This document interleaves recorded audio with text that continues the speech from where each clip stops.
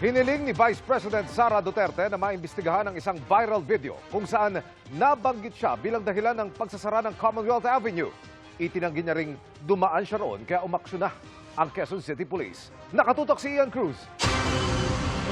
Sa video na ito na kumalat online kahapon, nakaharang sa westbound lane ng Commonwealth Avenue ang mobile car ng QCPD.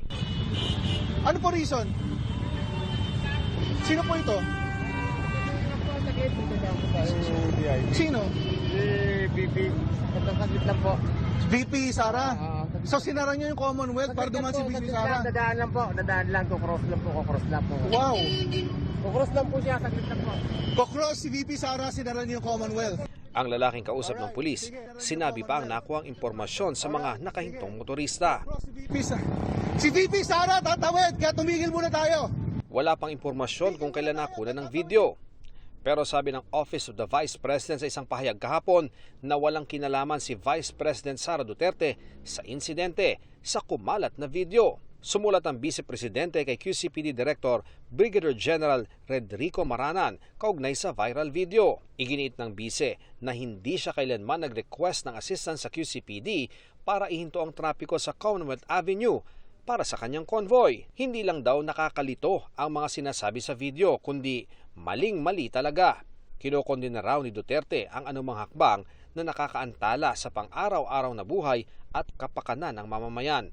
Dapat daw imbestigahan ng QCPD ang insidente at papanagutin ang mga responsable sa kanilang aksyon. At itama ang maling impormasyon at isapubliko ang tunay na dahilan ng road closure kasama ang pagkakakilanlan ng VIP. Humiling din siya ng public apology mula sa pulis sa video at sa QCPD Director. Humingi na ng paumanhin ang QCPD.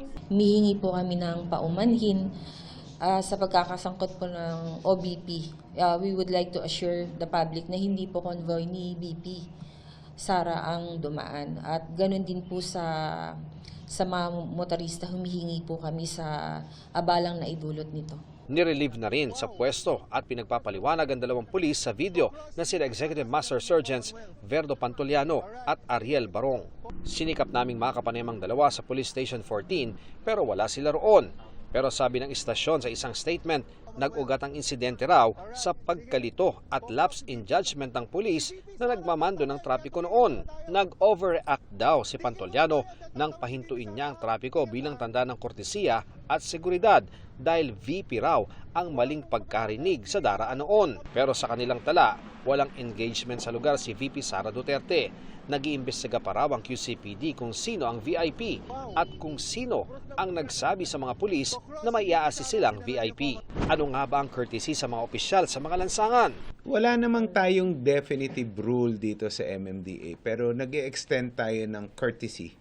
Lalong-lalo na sa Pangulo, sa pangalawang Pangulo dahil may security concerns yan. Even ang CAAP, pag may mga dumadating na heads of states, ang Pangulo, binibigyan po yan ng priority na makaland. Noong panahon ni dating Pangulong Noynoy Aquino, binawal pa ang wangwang sa kalsada. Sa ilalim ng PD 96 ni dating Pangulong Ferdinand Marcos, tanging ang mga opisyal na sasakyan ng AFP, PNP, NBI, fire departments at ambulansya ang maaring gumamit ng wangwang.